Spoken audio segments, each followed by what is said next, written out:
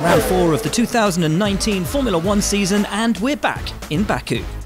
The tight turns around the streets of Azerbaijan's capital have given us some incredible moments in recent years, but the very nature of city circuits bring additional hazards.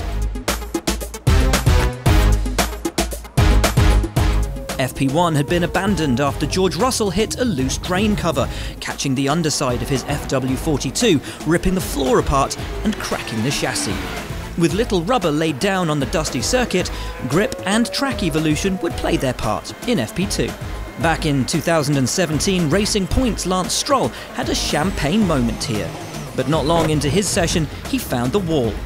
The Canadian suffered understeer into turn 2, indecision ultimately pushing him into the no-man's land between the track and the escape road, destroying his front wing and left front.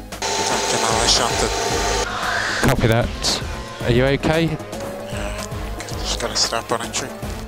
Ferrari's Charles Leclerc has also tasted Baku's success, winning the F2 feature race in 2017. The Monegasque, pushing his SF90 hard, tapped the wall a couple of times at turn 7. Sebastian Vettel also felt the lack of grip, locking up at turn 2. The prancing horses have brought new parts to Azerbaijan, floors, barge boards and diffusers in their pursuit of the ascendant Mercedes team. Valtteri Bottas, cruelly robbed of victory by a puncture 12 months ago, took a while to get his eye in.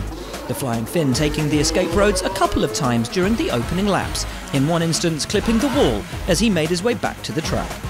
His Silver Arrows teammate Lewis Hamilton also had early trouble finding his rhythm, locking up and taking the slip road at turn 8. And late on in the session, narrowly avoiding a nasty collision with Kevin Magnussen. Red Bull have brought a new spec Honda engine to Azerbaijan, supposedly for increased durability and reliability. Max Verstappen put in the 4th fastest lap of the session, and Pierre Gasly also looked lively. But he too found the dusty surface tricky, locking up and overshooting at turns 2 and 3. 2017 winner Daniel Ricciardo misjudged his approach to turn 1 and overshot at turn 15.